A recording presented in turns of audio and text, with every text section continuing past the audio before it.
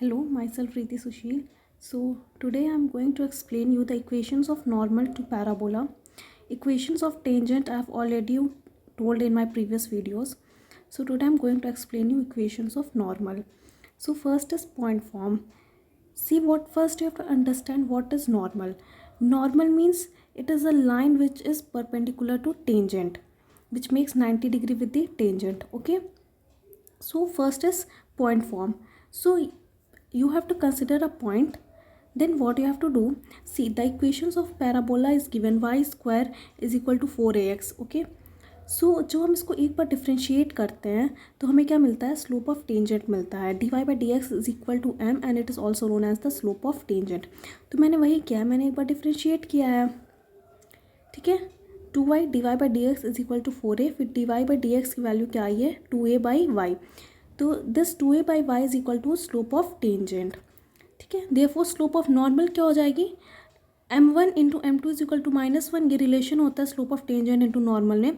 तो यहाँ से नॉर्मल की जो स्लोप आ गई वो आ गई -y/2a. So now we have to find the slope of normal at point x1, y1. तो हम इस जो स्लोप आई है नॉर्मल की उसमें हम लोग x1, y1 पॉइंट उसमें पुट कर देंगे. तो क्या आ गया, -y1/2a. Therefore equation of normal क्या हो जाएगी, इक्वेशन कैसे लिखते हैं, y minus y1 is equal to m x minus x1. Therefore y minus y1 is equal to m मतलब स्लोप. तो यहाँ पे हम लोग नॉर्मल का इक्वेशन निकालें, इसलिए स्लोप किसकी लिखेंगे, नॉर्मल की, x minus x1. Okay, similarly parametric form. Parametric form में हम लोग क्या करते हैं, बस ये जो पॉइंट होता है p x1 y1 की जगह हम लोग क्या लिखते हैं, पैरामीटर वाला पॉइंट यूज़ करते हैं, जैसे जो होता है 80² 280. ठीक, तो हमें कुछ नहीं करना है, बस इस जो इक्वेशन ऑफ नॉर्मल दी है उसमें हमें बस x1 y1 हटा के 80² 280 सेटिस्फाई कराना है. ठीक है, तो मैंने क्या किया, y माइनस y1 था, y1 की जगह पे मैंने ये वाला पॉइंट इस पर पुट कर दिया. ठीक है, m x माइनस x1. तो जो आप इसको सॉल्व करेंगे, देखिए 2a से 2a कैंसिल हो जाएगा. सॉल्व करेंगे तो आपकी जो इक्वेशन आएगी पैरामेट्रिक फॉर्म में वो क्या आ जाएगी, y is equal to -tx plus 280 plus 80 cube. Okay, no slope form. Slope तो हमें पहले से पता है नॉर्मल की. ठीक है, स्लोप हमें पहले से पता है, अभी हमने निकाला ना पहले इक्वेशन में. तो वहाँ से स्लोप क्या आई थी नॉर्मल की, -y/2a.